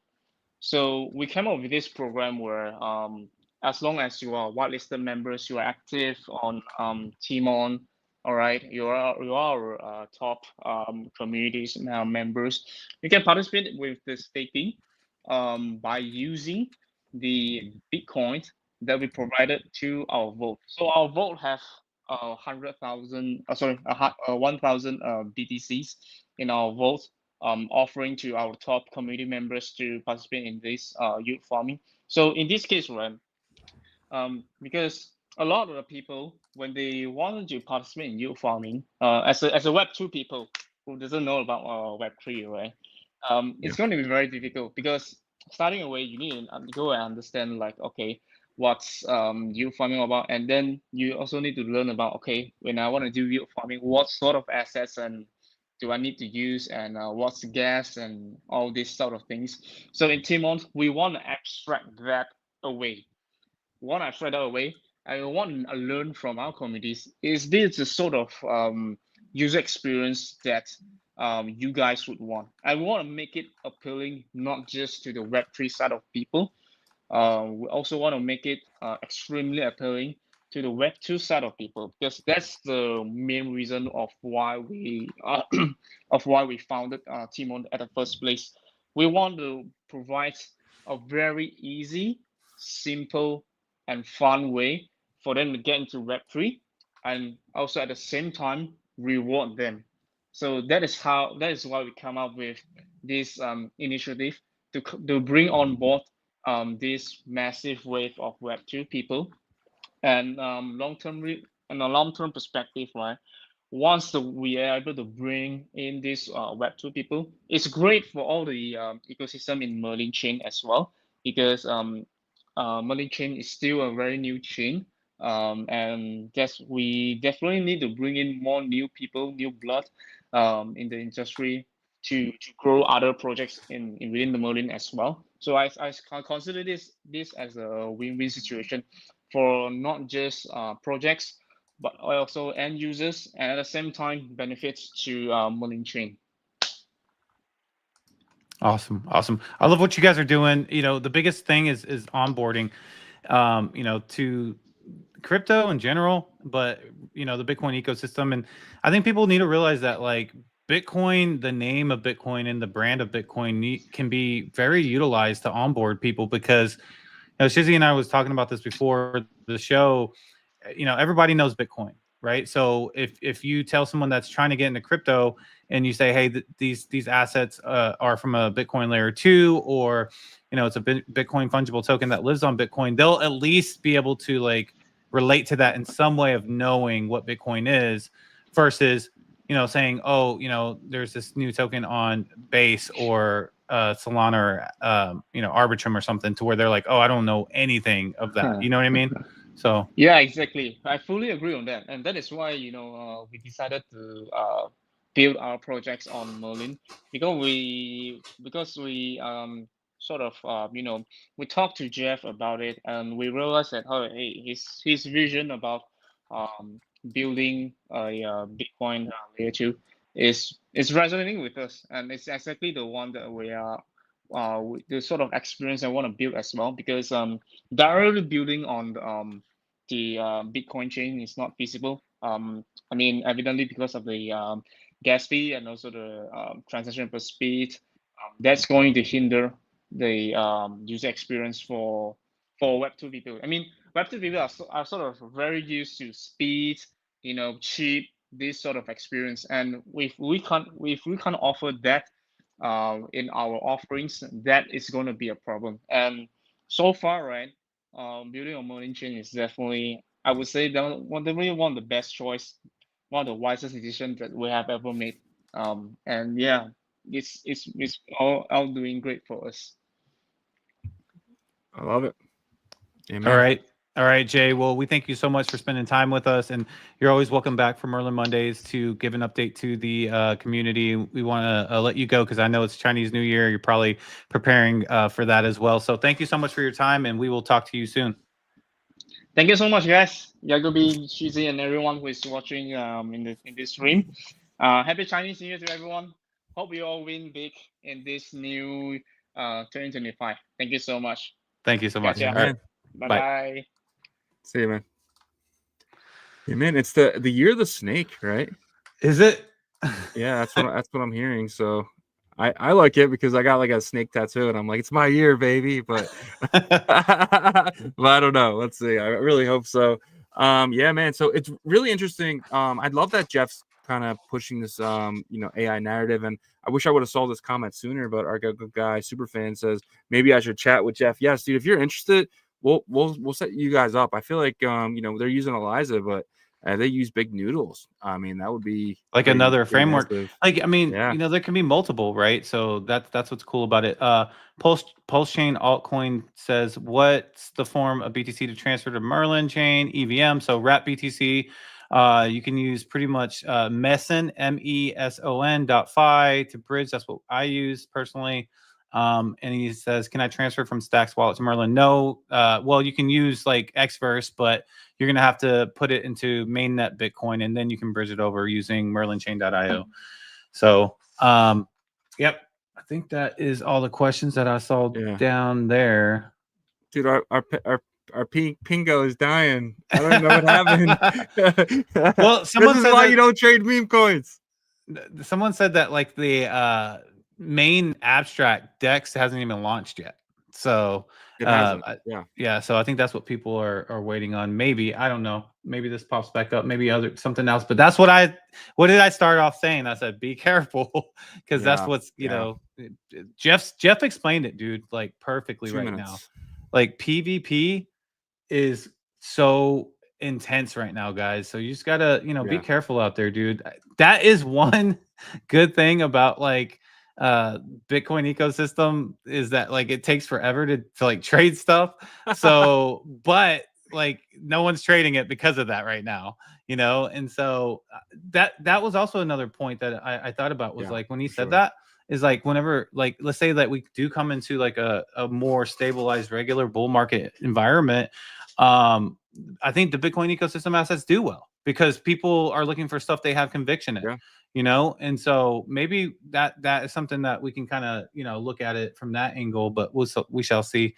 But I think that's going to wrap the show up today, guys. A little bit shorter than normal, but I did have one more thing, if you don't mind. Sorry, I want to get into earlier, but we just ran out of time. It's the Tap Protocol Reclaim Your Bitcoin fee thing. So guys, I kind of want to show you this if it's cool. So if you got to go to the Tap wallet, right?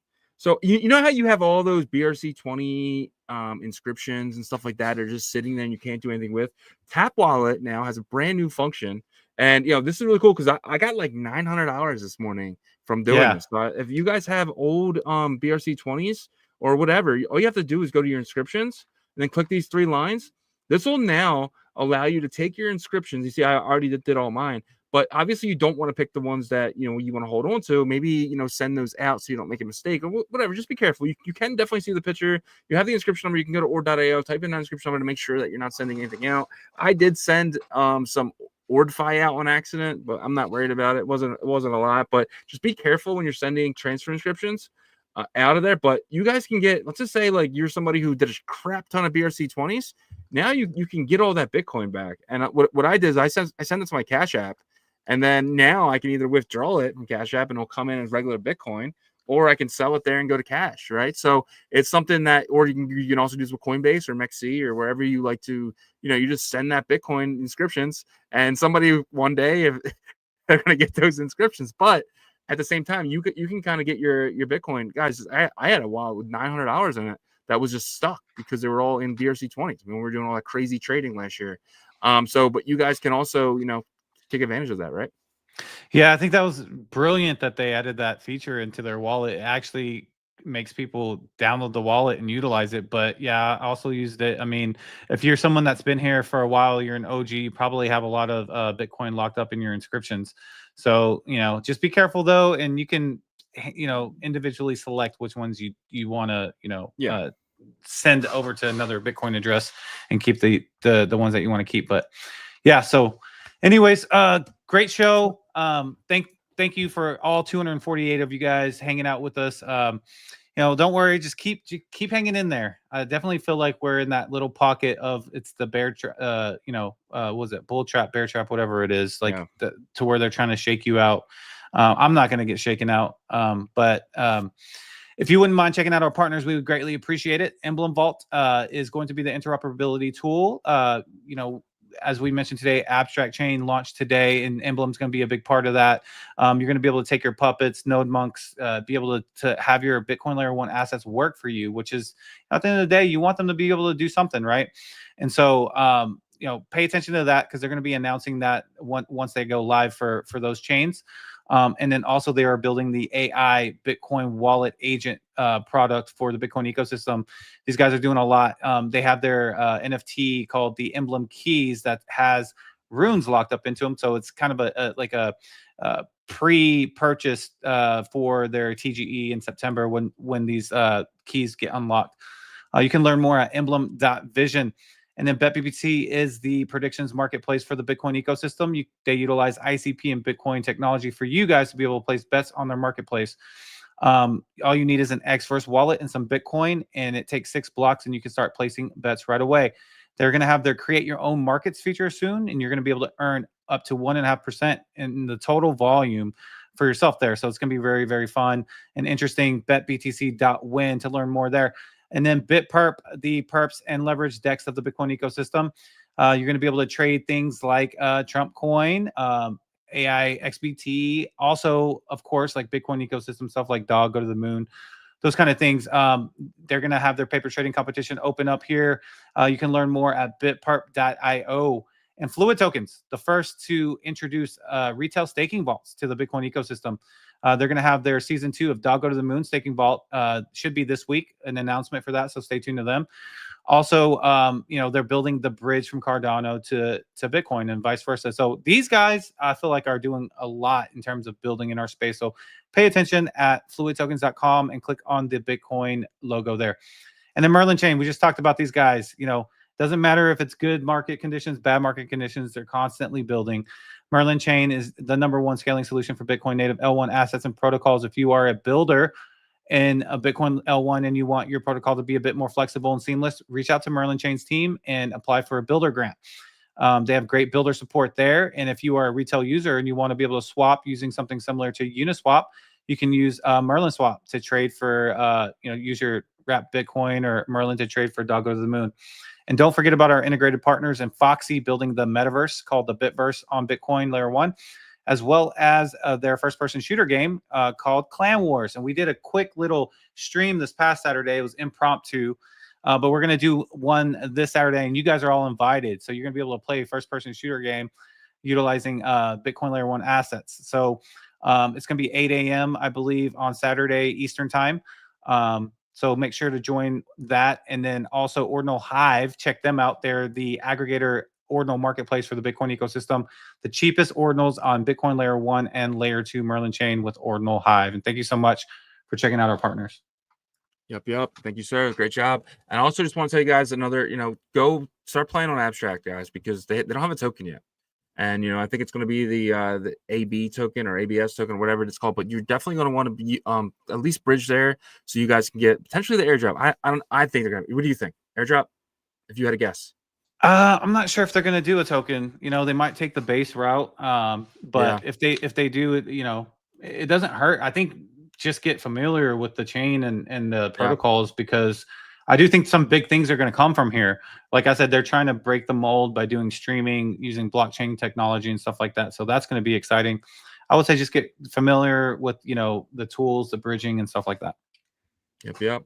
And if you guys wouldn't mind going over to check out ordinalrevolution.com, we have some of the best articles dating all the way back to last year. If you know someone just entering the space, please send them our website. We really feel like it can help them get started and code up to where we are today. And if you guys need a VPN, we have NordVPN. Guys, it's the #1 VPN. But if you do want to get another VPN, there is VPNs that are out there that are free, but obviously you get what you pay for here. But this is $3 a month. Definitely want to check this out, guys, if you're interested. But everyone should have a VPN. Don't be going on these websites and stuff like that without a VPN, guys. It's not safe. Don't do it. Protect yourself at all costs, and that's what I say all the time. And if you guys are going to Bitcoin 2025 Las Vegas, we will both be there. It's going to be fun. It's going to be exciting. It's going to be absolutely insane. Bitcoin could be at a new all-time high, and everyone's just going crazy, high-fiving. It's going to be like a big happy fest, in my opinion. I think May is going to be very bullish for Bitcoin and stuff like that. So you definitely want to be out there. It's Vegas. It's Bitcoin. Can't miss it. But if you guys want tickets, we have them here at ordinalrevolution.com. And we have some of the best merch, not in crypto, not just in crypto, not just Ordinals, but all of crypto. And if you guys want us to add your PFP or anything, let us know. We can pretty much add anything to our store here. Let us know. It's all done through a third party. We just add the logos and take a little bit of the price here. And so definitely check out everything at ordinalrevolution.com. And guys, we are live Monday to Friday, 11 a.m. Eastern, 10 a.m. Central, and 8 a.m. Pacific, 4 p.m. UTC. Check us out all week, guys, until tomorrow. Peace.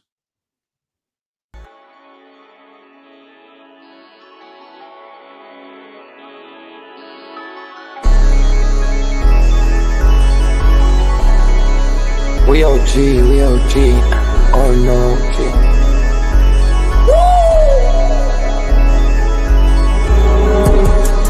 You're not bullish enough, oh no, you're not bullish enough.